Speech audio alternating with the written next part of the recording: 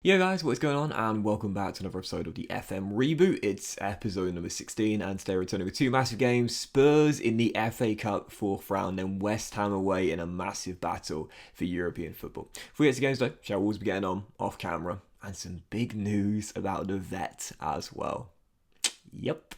So of course in the last episode you saw our progress to the 4th round, 3-0 win against the Sky Blues. Then what was the crazy 6-goal loss away at Anfield to Liverpool? We were leading by 2-0 at one point. Oh, how quickly things changed. But following that, 3 games in a row off camera, and we won them all, and I could not believe it as well, because we had Man City and Chelsea, yet we beat them back-to-back, and then beat Crystal Palace as well. Started with a victory against Manchester City, where we defended resiliently for the entire game. Got one chance and won in stoppage time. And do you know what? Based on the bad luck we've had in this series so far, all I'm going to say is this. Deserved. We deserved a bit of luck like this. Chris heading away a corner and Gibbs White running the length of the half of Man City's half, slotting in the winner in stoppage time in a 1-0 victory. And following out to Stamford Bridge and beat Chelsea by 2-1 in West London. You see my lineup here. I picked a really weak lineup, because it came just a few days after Man City and then a few days before Crystal Palace. I thought, I don't fancy our chances. We won 2-1, and I mentioned this before, it was prominent in my Norwich save last year. Picking weakened lineups against bigger teams and changing your tactics sometimes ends up being really helpful. So Mason Mount scored from the spot, then Podence equalised, and then Nato scored a glorious free kick in a 2-1 turnaround victory in West London. I was thinking, oh my goodness gracious me, back-to-back wins against Man City and Chelsea. You know we'll lose the next one at home to Crystal Palace, but we didn't. We won by 3-0 where Fabio Silva, the teenager, bagged a hat-trick in the game. All of his goals, well, all 3 of his goals coming around the 6-yard area line.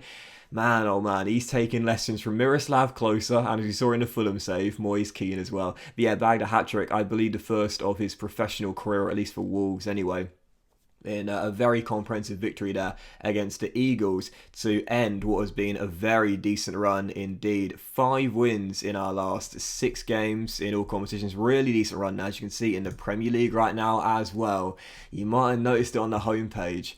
Wolverhampton Wanderers, and I'll whisper it quietly, are up to 4th place. Yes, in the top 4 by 2 points, though Chelsea do have the game in hand, win that and they'll leapfrog us. Long way to go, and again, whilst we're in a Champions League spot, we're only 5 points in a European spot, with Everton in 8th as well. So just like last season, it seems like there's going to be separation and just one team, or possibly 2, will miss out on European football. If it's us again, I'm rage quitting life. Alright, steady on. Maybe not rage quit life, but even so.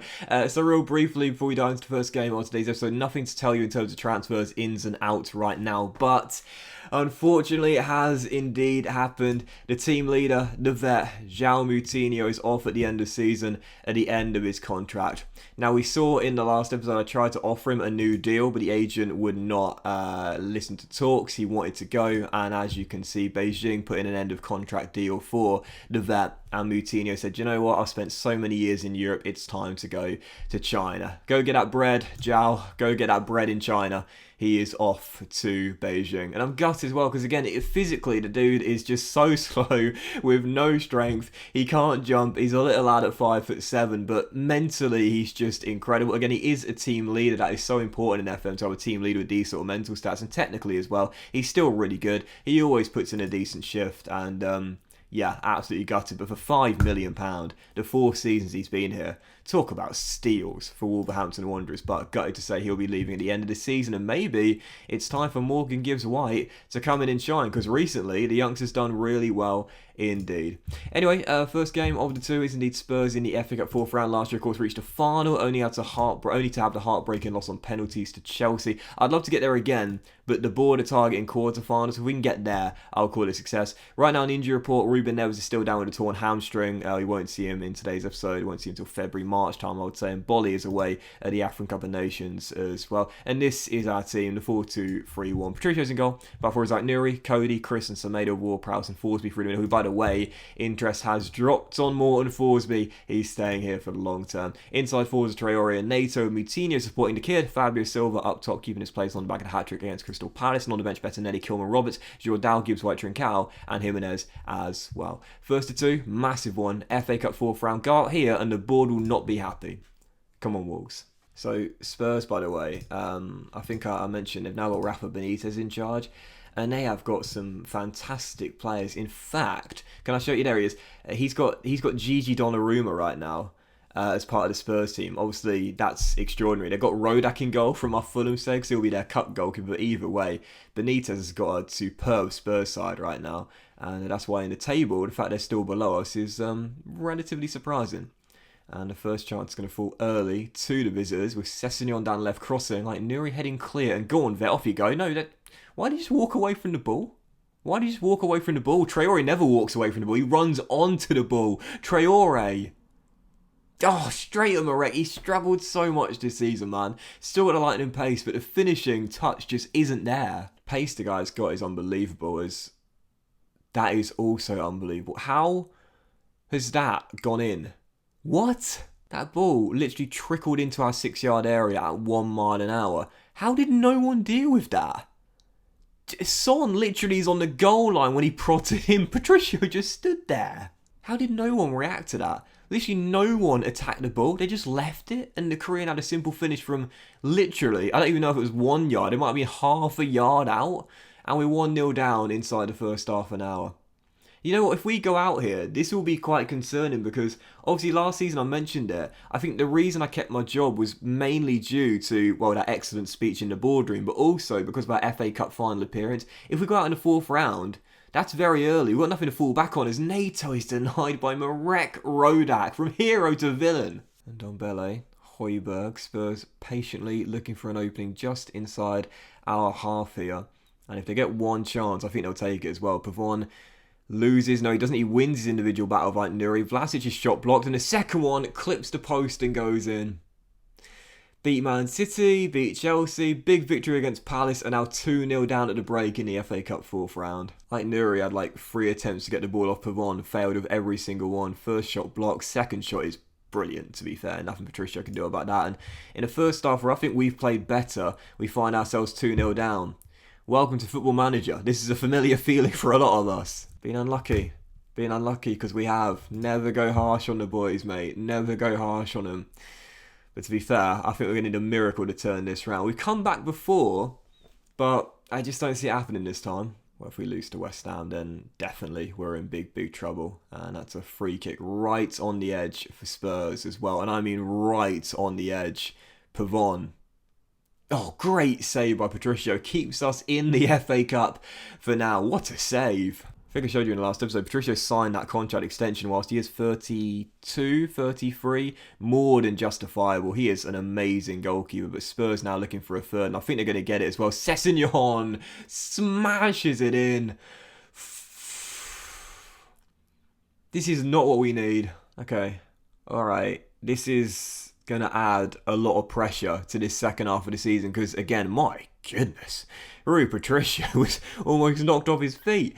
This is not what we need. I know I keep saying it, but I do believe it's true. Last year's FA Cup final appearance probably saved my job. This year, going out very early, this is not going to look good on me. God, VAR is just wow. Okay, so I was just making a tactical change, and Spurs have just got a man sent off. And the VAR indicated it was a free kick and not a penalty. Has there ever been a time where VAR has been good for us in this save? Dear oh dear, not that it would have mattered anyway. 3-0 at home to Spurs. Didn't even play badly, had a better XG as well.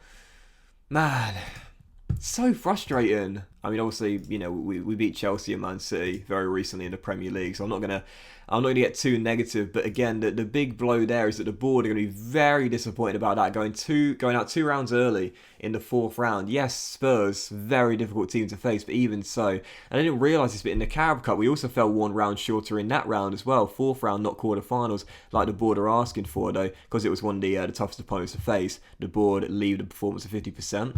But even so, you've got to say now, letdowns in the Cups, if we don't finish in a Europa League spot, whilst the board has said top half, I think personally, I've got to overperform now in the Premier League. So the underperformer now needs to overperform.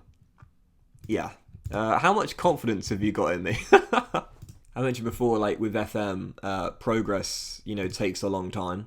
It takes a few good seasons before you've totally got your club identity the way you want it. At least it does for me. It takes like 2 to 4 seasons really before I've got a team that I really, really like and are clicking.